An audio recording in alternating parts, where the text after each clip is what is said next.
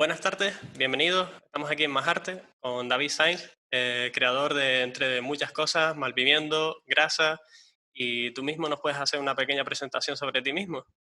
¿Quién es David Sainz? Pues nada, soy guionista y director, normalmente de proyectos propios de nuestra productora Different Entertainment, que está, bueno, es una productora sevillana en realidad.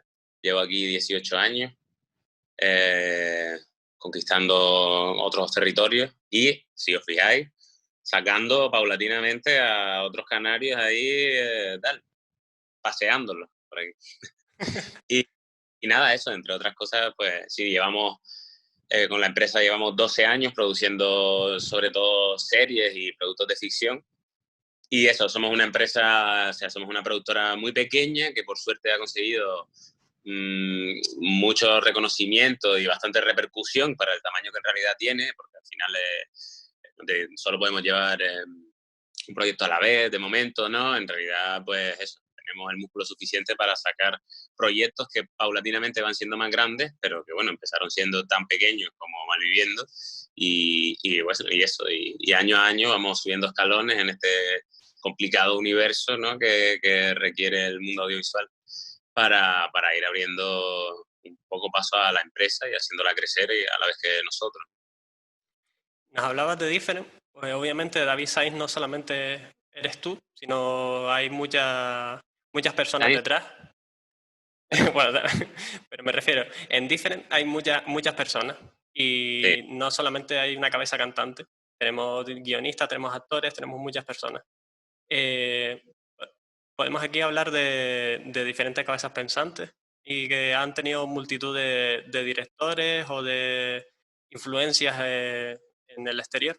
¿Puedes hablar de tus influencias? Bueno, realmente, bueno, en Different, en realidad ahora mismo somos solo 4, porque está Teresa Segura, que es la que se encarga de todo el tema de producción y administración, esa es, bueno, la cabeza clave ahí. Después yo soy el que escribo y dirijo las movidas. El director de fotografía es Antonio Velázquez, y el postproductor, que es otra pieza clave de nuestra productora, es Javilería. Esos somos los que formamos la empresa. Y luego sí que tenemos una gran familia, tanto de técnicos recurrentes como de actores recurrentes, bueno, que si miran los créditos verán que son bastante fieles a los equipos que funcionan, y seguimos siendo así. Es curioso porque muchas veces escucho en programas de opinión a ver, críticas sobre nosotros en las que no es una entrevista, sino que, bueno, pues dan por hecho cosas. Y hay algo que el otro día escuché y me pareció muy curioso, porque dicen, bueno, es curioso porque no, el David Sainz no coge actores profesionales, coge a sus colegas. No, perdón, hermano, mis colegas esos son actores profesionales. Los pobres chavales que lo han estudiado, ahora por ser mis colegas le han quitado todo el mérito, ¿no? Pero sí que nosotros, a pesar de que nos guste paulatinamente cambiar de reparto y probando gente, sí que somos fieles a la gente que estuvo con nosotros, sobre todo cuando no teníamos nada que darles a cambio. Y evidentemente sería bueno, de no tener conciencia el ahora que tenemos la posibilidad de pagar lo que la gente se merece, coger a gente nueva nada más, ¿no? Entonces, por esa parte, lo hacemos de esa forma. Y luego, a nivel referente, pues, teniendo en cuenta que yo nací en 1983, pues mis referentes son los que un poco se han ido cruzando conmigo a lo largo de mi vida y a lo que he visto. Sobre todo he sido siempre, y gracias a mi madre sobre todo, muy cinéfilo, ¿no? Desde pequeño la manera de calmarme a mí era ponerme delante de una televisión y ponerme una película. El otro día, por ejemplo, con Disney Blue, vi La Dama y el Vagabundo, esta nueva que han hecho, ¿Sí? y hostia, de las veces que yo de chico, cuando a lo mejor no tenía ni la capacidad de hablar bien, vi esa película, la clásica, ¿no? De dibujos, y que de repente se vino a mi mente en plan, hostia, loco, no me acordaba, pero era una de las pelis esas que utilizaban para callarme la boca cuando era niño, ¿no? Pero fui creciendo con eso y fui creciendo pues con los referentes que estaban ahí cuando yo iba, ¿sabes? No fui un cinéfilo de ponerme estudioso y de que a los 15 años me diera por ponerme películas de Orson Welles, ¿no? La verdad es que desde mi punto de vista, pues eso, yo flipaba muchísimo con Scorsese y con Spielberg, evidentemente, y luego llegó Tarantino, ¿no? Y llegó el Guy Ritchie, ¿no? Y entonces me pilló en plena adolescencia de, hostia, nada más que quería hacer cosas de piñazos y partidas de cuello, y mientras pues vas haciéndote mayor, pues sí que te vas dando cuenta de que te gustaría dedicarte a eso y ahí sí te pones a mirar los referentes de esos que son tus referentes, ¿no? Y que se convierten de repente en referentes. Gracias a mi madre, por ejemplo, soy muy fan de Hitchcock desde siempre, pero gracias a mi madre tuve la posibilidad de ver Cristal, La Dama de Rosa, pero también tuve la posibilidad de ver Expediente X o Twin Peaks cuando era un pibito, ¿no? Entonces, de repente, hay mil referencias que casi todas las escupí en Malviviendo, de hecho, porque es la serie que más se basa en referencias y guiños a cosas que existen. Pero yo creo que lo guay de este trabajo, evidentemente salvando la distancia, es como una de esas profesiones, ¿no? Como mi hermana, ¿no? Que es médico y dice, hermana, bueno, yo estoy condenada a estar estudiando siempre, cada año, todas las cosas que van saliendo. Pues nosotros igual, nosotros tenemos que ir aprendiendo de todo y yo siempre intento ver las cosas, ahora que no puedo disfrutarlas como cuando no entendía cómo funcionaban las cosas, porque ahora uno se hace más cabrón inevitablemente por el oficio y se pone, uff, ahí hay una pértiga, cabrón, o ahí esa parte de aquí, ¿no? Pero a la vez intento aprender de todo, ¿no? De lo bueno y lo malo, y creo que esa es una clave, el ser espectador, pero a la vez alumno en cada obra que uno disfruta. ¿Ves cómo soy de respuesta muy larga? Sí, eres de respuestas largas. Pero me ha gustado eso de que has dicho que espectador y disfrutar, porque al fin y al cabo estamos en un arte. Hay que vivir el cine y aprender de lo que estamos viendo. Yo creo que Mm. es una buena Una conclusión. época, por, una época de mi vida por la cara me dio mucho por ver, bueno, gracias a Old Boy empecé a acabar en ese boquete y me dio muy fuerte por el cine coreano, por ejemplo, ¿no?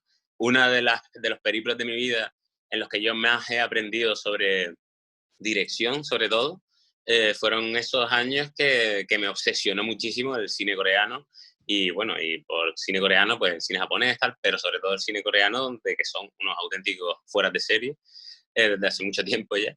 Pues, por ejemplo, ahí para mí fue una especie de masterclass que yo no tuve que pagar, ¿sabes? Solo tuve que mantener los ojos abiertos y ver cómo hacían las cosas que hacían tan bien. Bueno, hablando de cine coreano, el año pasado tuvimos Parasite y ahí hay un montón de referencias en Asia. Hace poco se murió un gran compositor y de referencias multitudinarias como puede ser Akira Kurosawa, que inevitablemente lo lleva al western.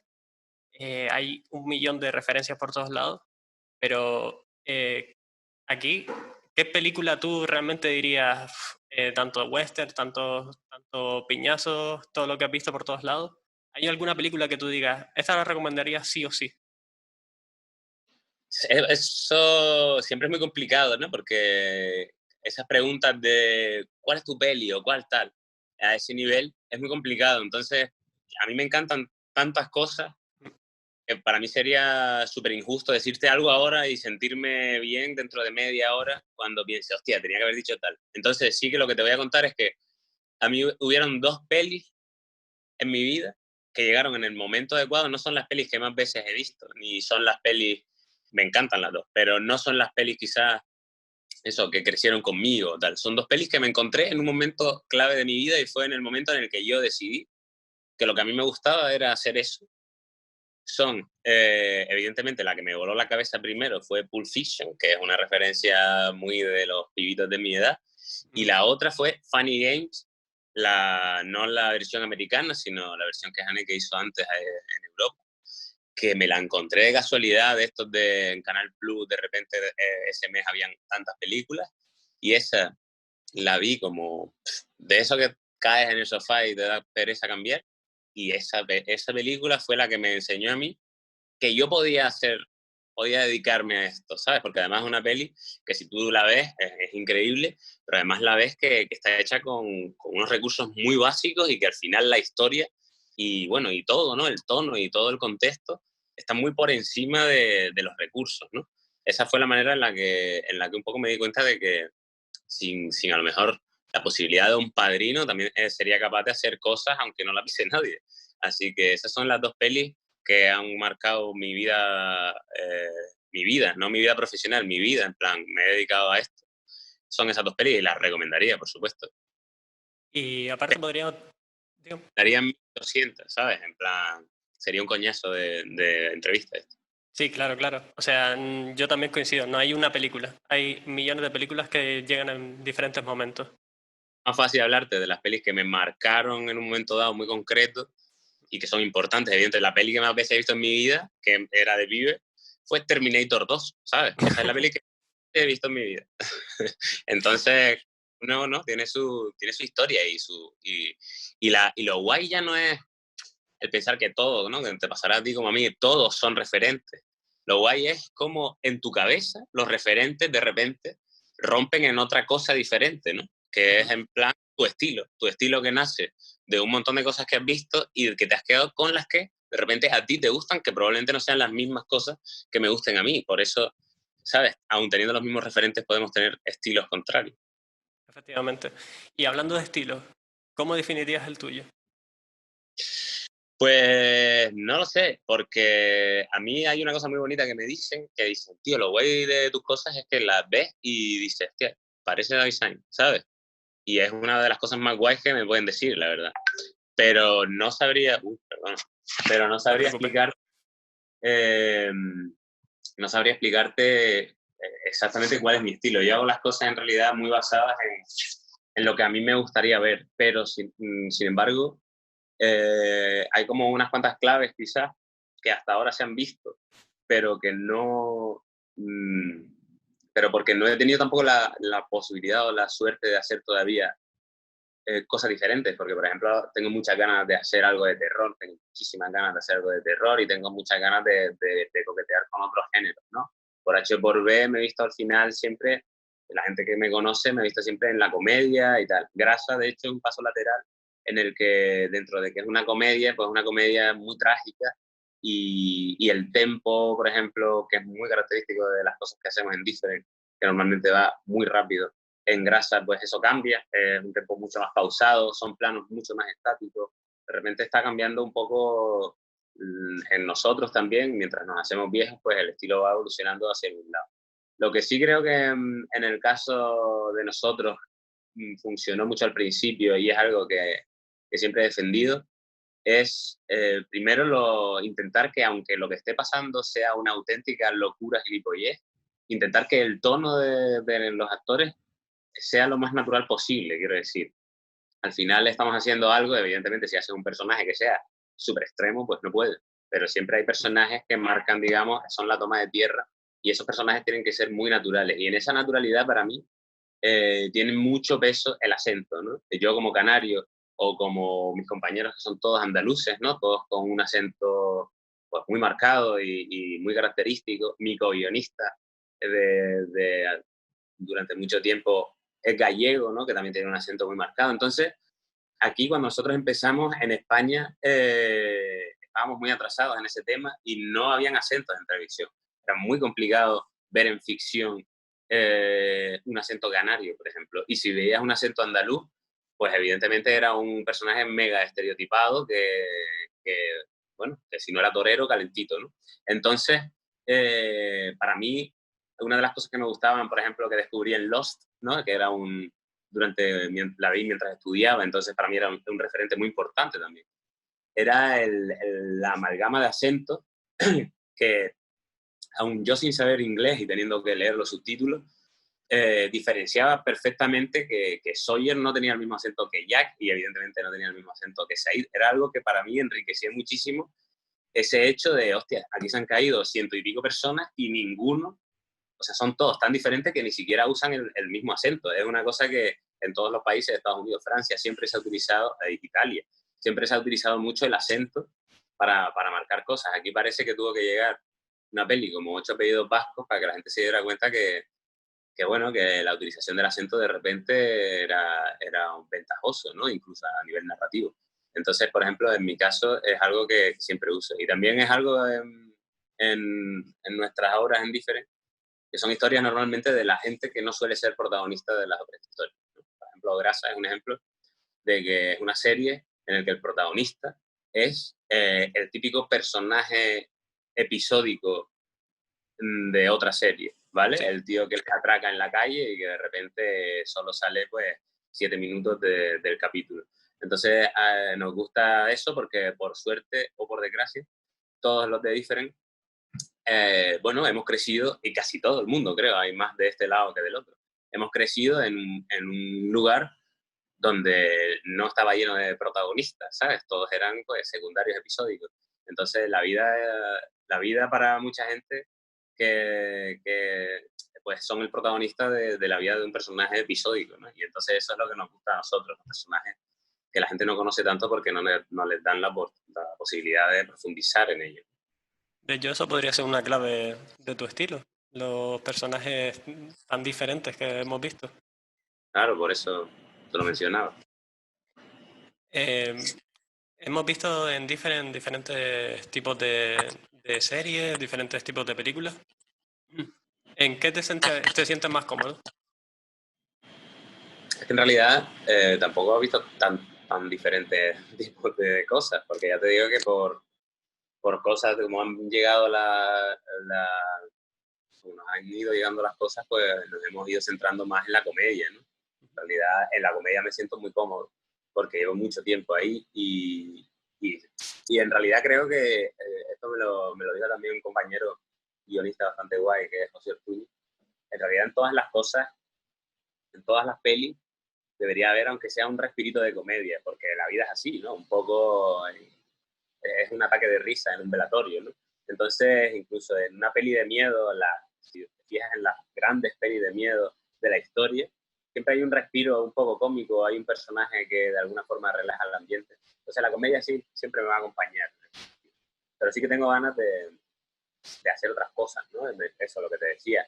Tengo muchas ganas de hincarle el diente al terror, por ponerte un ejemplo, o de moverme a un sitio mucho más serio, ¿no? En el que la comedia no sea tan protagonista. Grasa, ya te digo que es un intento de eso, es un paso intermedio hacia un sitio diferente y bueno, que creemos que ya va llegando. De hecho, mi vida está a semanas de dar un giro de 180 grados y creo que es una buena oportunidad para girar de muchas formas. Hablando de la serie, ¿qué tipo de diferencias ves a la hora de digerir otro tipo por ejemplo, una película? ¿Qué diferencias hay a la hora de digerir una serie? Bueno, en realidad la diferencia a la hora de dirigir y no de escribir, y a la hora de dirigir, la marca mucho el presupuesto. En realidad, un director lo que tiene que tener, o sea, lo que condiciona su trabajo en el fondo ya no solo es el género o el guión, sino el presupuesto que tenga para moverse, no es lo mismo. Pues tener dinero suficiente para poder inventar el plano que yo quiera, que a mí no me ha pasado todavía, como la responsabilidad que tiene que tener un director que es consciente de que tiene un presupuesto limitado a la hora de diseñar las secuencias y demás. Entonces, en ese sentido, a nivel serie o largo, no hay mucha más diferencia de esa en realidad, porque básicamente hoy en día las series son como pelis muy largas divididas en capítulos, ¿no? Quiero decir, la diferencia a la hora de dirigir no está tanto en el formato, sino en el género. A la hora de escribir sí es diferente, porque a la hora de escribir, pues no es lo mismo escribir una historia condensada en 90 minutos que tener la posibilidad pues, de tener casi tiempo infinito, ¿no? Imagínate que una serie como Breaking Bad, por ejemplo, donde hay una evolución de personajes tan brutal, tengan que meterla en 90 minutos o 120. Sería una locura, o sea, tendría que ir a toda velocidad la serie y no se disfrutaría igual porque la clave creo que, por ejemplo, de esta concretamente es haber vivido ese cambio tan paulatino que casi no te has dado cuenta de que este tío, profesor de química, ha pasado a ser, ¿no?, el puto amo de la droga en un rato. En cuanto a esto, ¿podrías darnos unos consejos para introducirnos en el mundo audiovisual? ¿Cómo hacemos un buen guión? ¿Cómo podemos empezar a dirigir bien?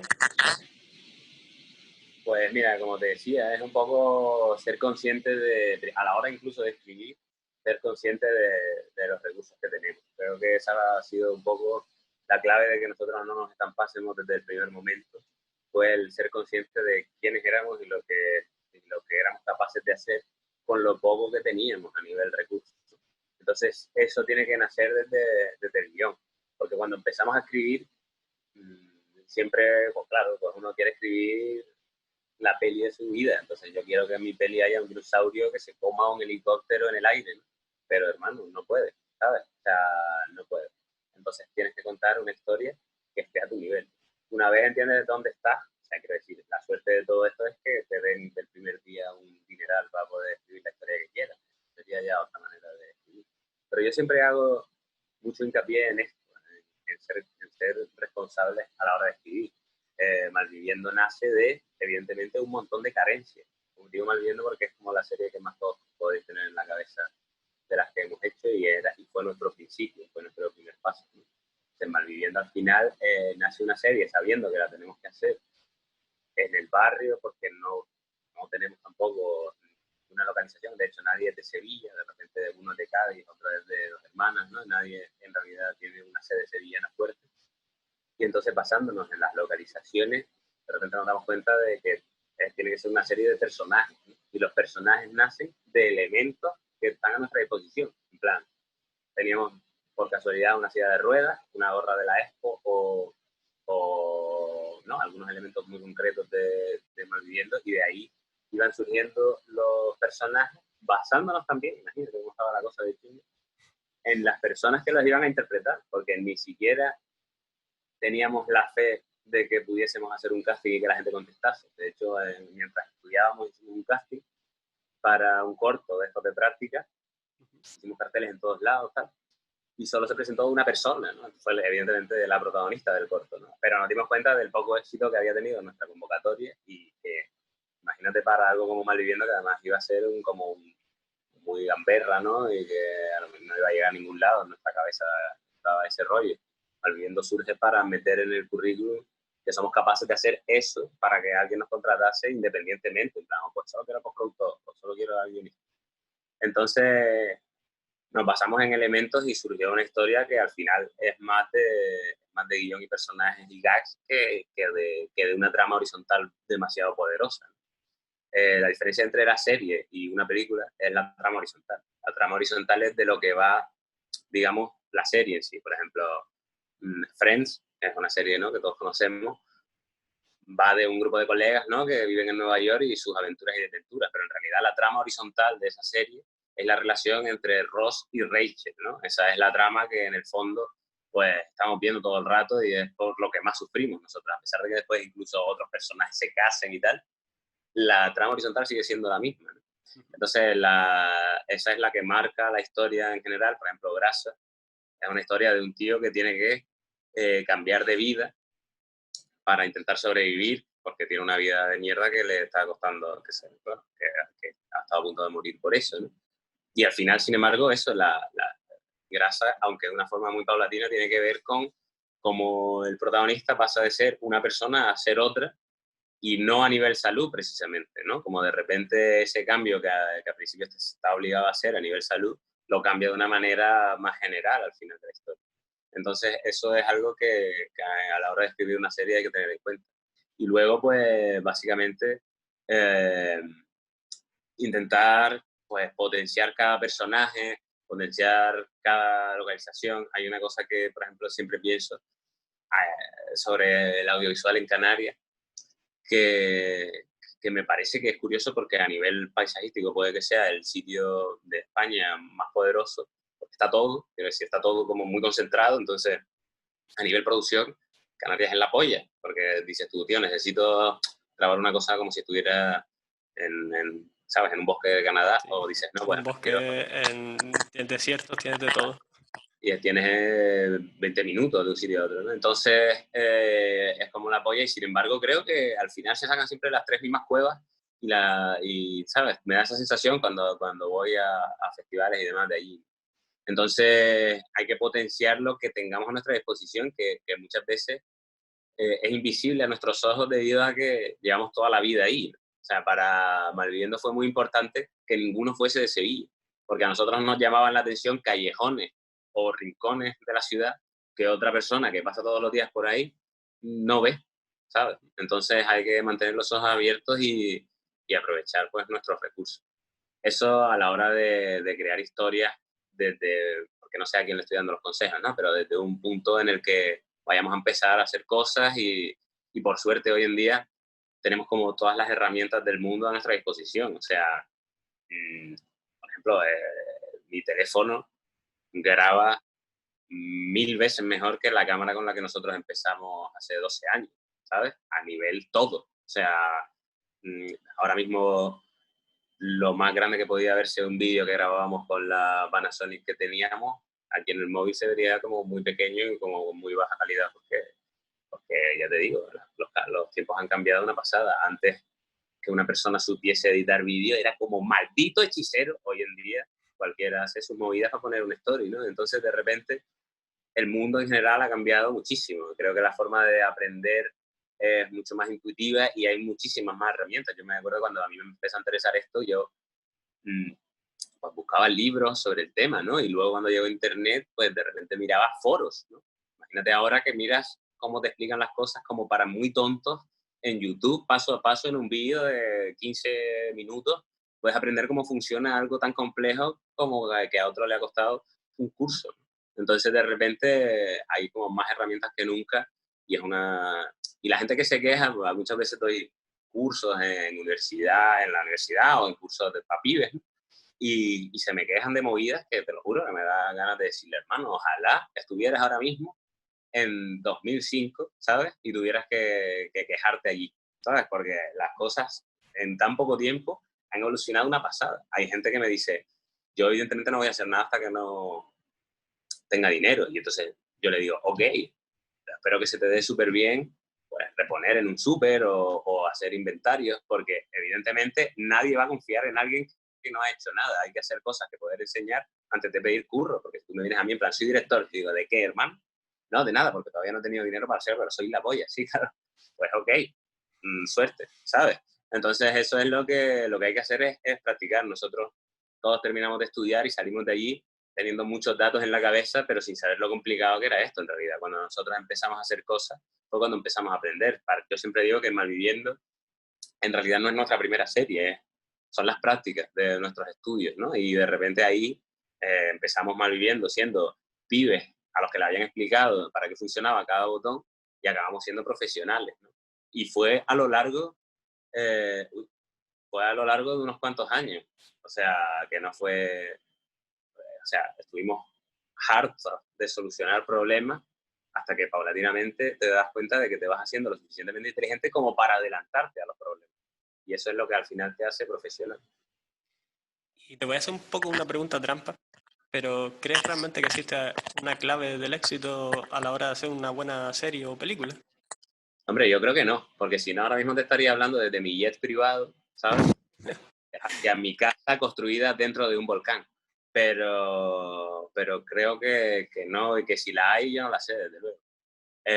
Hay una clave, eso sí es verdad, que no te sirve quizás para que tu serie funcione o para que hagas cosas buenas, pero quizás sí para trabajar, que es algo que nos falla a nosotros y por eso pues, tenemos que levantar las cosas así como tan complicado que es ser muy bueno relacionándose en el sitio adecuado. O sea, estamos hartos de ver trabajos de gente que nos parece a cualquiera, incluso que no entienda audiovisual, se pregunta en casa, ¿cómo han podido hacer esta pedazo de mierda lo bien pagada que están? Y es porque al final las relaciones sociales y las fiestas en según qué sitios concretos te dan un aventón en muchos casos.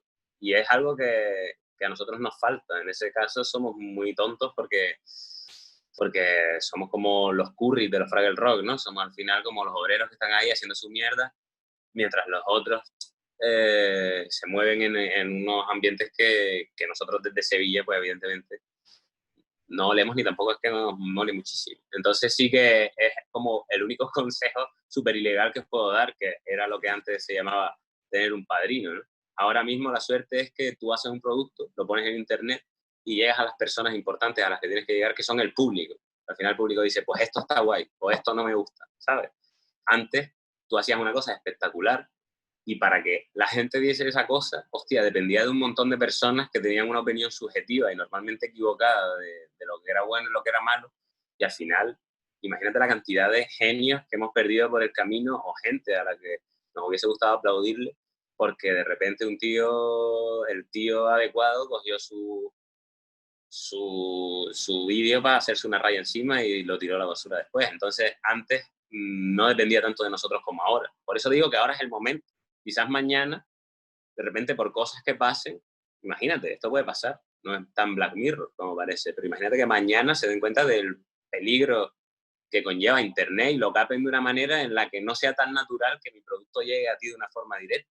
Lo mejor estás desaprovechando el momento en el que estamos viviendo, que además una pandemia viene muy bien porque la gente se encierra en casa y es muy para ver cosas. Así que yo recomiendo que la gente haga más que piense. Aquí hay un dato bastante interesante que acabas de decir, que es el de la pandemia. ¿Crees que todo esto va a venir bien a la gente, tanto en el tema de hacer productos o de reinventar sus productos? A ver, ha sido inevitable tener que reinventarse para adaptarse a una situación que nunca había pasado, con lo cual nadie estaba preparado, ¿no? Entonces, ahora mismo las cosas se están como adaptando a esta nueva realidad y no se está haciendo bien del todo, evidentemente. Esto ha parado las producciones, ¿no? En plan, de repente no se puede trabajar, porque no se puede grabar, no se puede, o sea, nuestro trabajo además es de estar muchos metidos en el mismo sitio, ¿sabes? Es de respirar un aire muy viciado, hay de actores que tienen que interpretar una escena romántica, ¿sabes? Es como muy complicado y es algo que a priori no se considera tampoco muy de primera necesidad, a pesar de que hemos salvado unos cuantos suicidios en esta pandemia, ¿no? Pero sí que a nivel consumo, eso se ha disparado, porque claro, al no salir de casa, de repente lo que hemos hecho todos es ponernos a acabarnos Netflix y HBO. Entonces, de repente, las plataformas están como más fuertes que nunca y es un buen momento para que empiecen a darnos curro a todos, ¿no? Pero creo que ahora mismo no estamos ni siquiera en el principio de la subida de la montaña rusa que va a ser esto y que no sabemos cómo se van a hacer las cosas dentro de mes y medio. Entonces es muy complicado adelantarse. Nosotros, por ejemplo, llevamos este mes grabando. Al final empezamos como con mucho cuidado y terminamos como si, ¿sabes? No hubiese pasado nada, porque de repente al final te estás viendo con gente, la misma gente todos los días y es inevitable que en un trabajo como el nuestro pues nos saltemos según qué movida. Y eso quizás nos mate a todos. Entonces tenemos que ver cómo se hacen las cosas y ver cómo van a ir evolucionando. Y ahora mismo no sé cómo se van a hacer las cosas. Sé de colegas que están trabajando ya en series nacionales, en plan para Netflix y tal, y como que, nada, pues llegan con mascarilla, pero cuando llegan se la quitan. Y limpian el suelo con desinfectante, pero después pisan por ahí y un actor se tiene que tumbar un rato en el suelo porque lo han matado, por ejemplo, el personaje. Entonces, son cosas complicadas con las que habría que tener mucho ojo y que es muy difícil en algunos curros y el nuestro es uno de esos. Entonces no sé qué va a pasar y no sabría qué decirte muy bien. Y hablando un poco de futuro, ¿podríamos adelantarnos un poquito a tus próximos proyectos de Different? Pues ahora mismo con el tema de la pandemia precisamente y todo eso, todo se ha detenido un poco y se ha como que se ha paralizado y entonces no hay cosas súper cerradas. Hay una cosa en la que se está trabajando ahora que, que es la segunda de Parking, ¿sabes? De Parking, que es un programa que hicimos este año, en realidad. Eh, y es como una de las cosas más realizables en estos tiempos raros que estamos viviendo. Pero bueno, existe la posibilidad de una segunda de grasa, existe la posibilidad de proyectos que hemos escrito y que están, bueno, pues por ahí. Pero no hay nada tan cerrado como ese de momento. Nosotros seguiremos haciendo cosas, porque si no hacemos cosas, No tienes nos nada para hundimos. llevarte a la boca. Claro, somos tan pequeños que para que podamos sobrevivir tenemos que producir constantemente. Entonces, algo estaremos haciendo de aquí a un tiempo. Ahora mismo estamos centrados en eso, en la segunda de Parking, y cuando acabemos esto, pues habrá que mirar qué es lo siguiente. Pero ahora mismo no hay nada tan cerrado como para poder decirte, porque puede que te diga, pues hay esto, pero no ha salido. Entonces, es mentira. Así que eso, trabajar en lo que venga, que por suerte para nosotros vendrá, ¿sabes? Nosotros no hemos parado de trabajar en 12 años. Hay veces en las que cosas más grandes y otras cosas más pequeñas, cosas más apetecibles y cosas menos apetecibles, como publicidad, ¿no? Que siempre es más feo, pero más rentable. Entonces, la clave es producir para seguir en pie y seguir creciendo, claro. La publicidad, en cierto modo, también nos ayuda a ir saliendo, tener beneficios para próximos proyectos, pero ¿le has encontrado un gusto a esa publicidad? La verdad es que no. Creo que la publi es lo que menos me gusta hacer, incluso menos que los videoclips. Y, y la suerte nuestra es que llevamos años ya empalmando proyectos grandes que nos libran de cosas que no nos apetecen. Gracias a Blaze, por ejemplo, que hemos estado haciendo trabajos para ellos y que por suerte han ido todos lo suficientemente bien como para que sigan confiando en nosotros, pues eso nos ha hecho estar trabajando en cosas que nos apetecen y nos gustan, que creo que al final es la clave de todo. Pero la publicidad siempre me ha parecido, o sea, si la publicidad fuese tan fácil como hacer un producto y ya está, me gustaría más, pero la publicidad requiere de una burocracia que es asquerosa, que es, por ejemplo, pues imagínate que hay una agencia de publicidad en medio, entre tú y el cliente, y es como en vez de ser un puente, pues se convierte normalmente en un río bravo que hace que el proceso sea agotador y que yo quiera apuñalar a todos los publicistas de la tierra. Pero es algo que me cansa muchísimo, ese nivel de escribir 20 versiones de una historia para vender videos, es algo que intento evitar. Después hemos tenido experiencias muy guay y son gracias a que de repente la gente no quiere colgarse una medalla que no le pertenece. Por ejemplo, Areuca, vino una persona que no entendía nada de la publicidad online y yo le dije, pues cállate y te voy a hacer una serie. Y de repente hicimos El Colega Canario, que es el product placement que más premios de ficción ha ganado en la historia de España, ¿no? Y de repente sale muy bien porque no está lleno de opiniones y lecciones de gente que no sabe lo que estás contando o cómo se hacen las cosas, ¿no? Al final, el cliente, que es el que paga, si te pide cambios, evidentemente eso hay que hacerlo porque es el que paga y el producto es para él.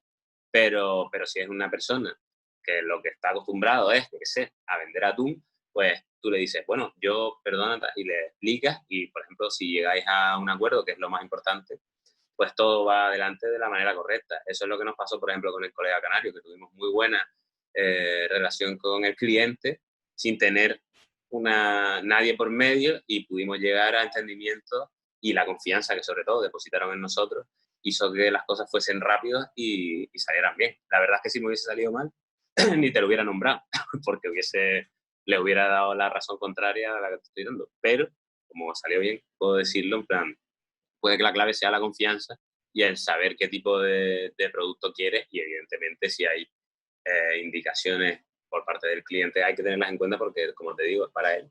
Pero es un mundo más incómodo que el poder hacer una serie de ficción basándote en la historia que tú quieres contar, que al final es más tuya que cualquier otra cosa, ¿no? Efectivamente, es algo más personal. No, digo, las cosas como las series o que has tratado. Claro. Eh, Antes nombraste a Blaze. ¿Podrías hablarnos un poco de esta relación con otras organizaciones? Como que con otras Como organizaciones. puede ser, bien nombraste a Blaze, pero también Radio Televisión Española, si no me equivoco. Bueno, es que Play es Radio Sí, sí, Televisión Española. pero me refiero. Nosotros, nosotros solo tratamos con Play, que es como la delegación joven online de Radio Televisión Española. Y a mí me gusta mucho Play porque de repente está haciendo, o sea, esto en manos de otros mandamases, ¿sabes? De repente hemos tenido la suerte de que en Play, la peña que está, digamos, mandando en la plataforma es gente joven y es gente que entiende, digamos, más al espectador que la gente que, por ejemplo, está programando o pues, una televisión más generalista, ¿no? Entonces, de repente, evidentemente como todos, con sus fracasos y sus aciertos, se van construyendo paulatinamente pues una imagen que creo que está bastante guay. De hecho, si tú entras a Play y ves el contenido que ofrecen, hostia, en su gran mayoría es muy interesante. Te puede gustar más una cosa que otra, pero en general no hay nada que no sea interesante o que tú digas, hostia, ¿esto por qué? ¿No? Que muchas veces viendo la tele general, pues ves un programa que dices tú, ¿en serio? Vaya asco, ¿no? Pero de repente en Play sí que no solo se están apostando por formatos y series eh, que van a un tipo de público que quizás ahora mismo consume más el audiovisual online que la televisión general, pero también están apostando por, bueno, por vacas viejas como nosotros, que no vamos a pibes tan jóvenes, pero vamos a pibes de nuestra edad, que aunque los jóvenes no nos consideren pibes, nosotros estamos destinados a morir pibes, ¿no? Entonces, de repente nosotros que estamos haciendo también cosas para gente que como tú y como yo consumimos la ficción online y que de repente está funcionando. Y sobre todo porque, claro, están arriesgando más que lo que puede arriesgar la tele, que no arriesga, ¿no? Sobre todo la pública, porque no puede, ¿no? Porque está sometida a 1000 lupas.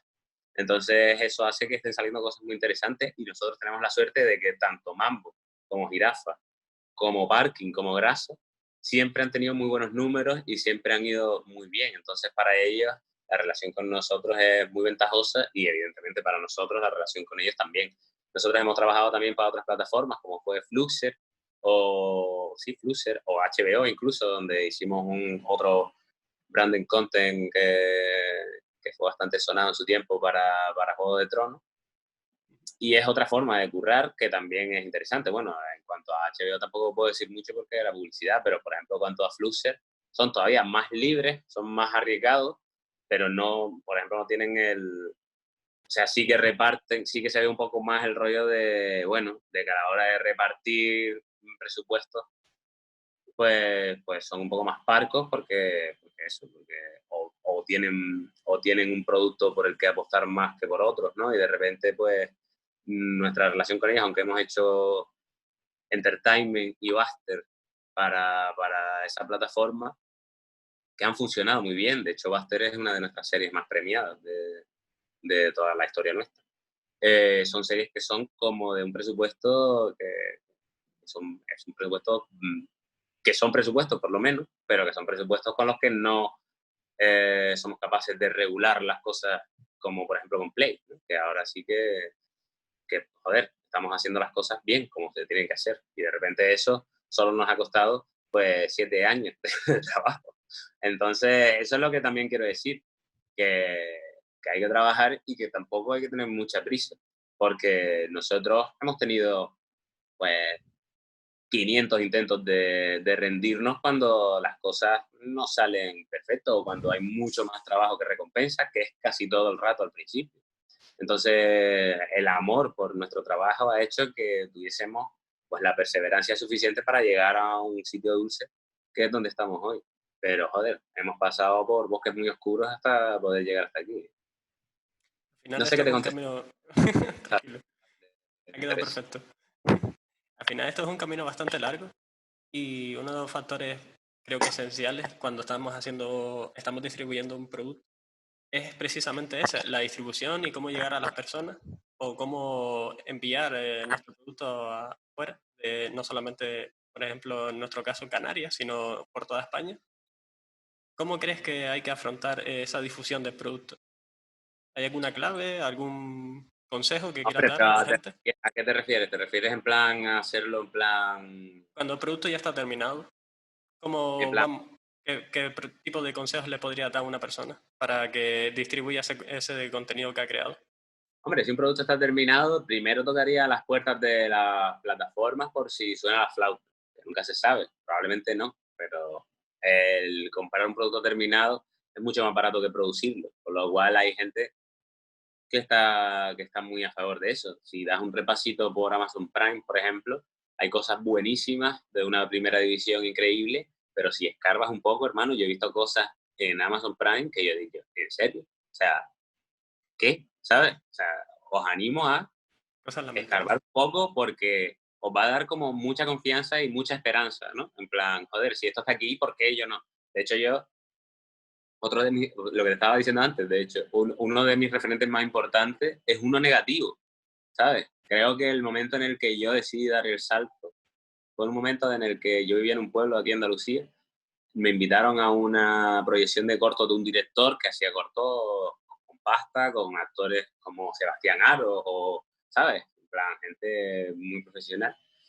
Y fui a verlo, en plan, joder, en el pueblo nunca se hacían estas cosas, así que fui a verlo y eran como 7 cortos, a cada cual más pedazo de mierda, y ahí me di cuenta de que si eso estaba ahí y había un día en el que le habían dedicado un siglo a este pavo, yo podía hacer eso, podía como poco intentarlo, ¿no? Entonces, eso creo que es mi referente más importante.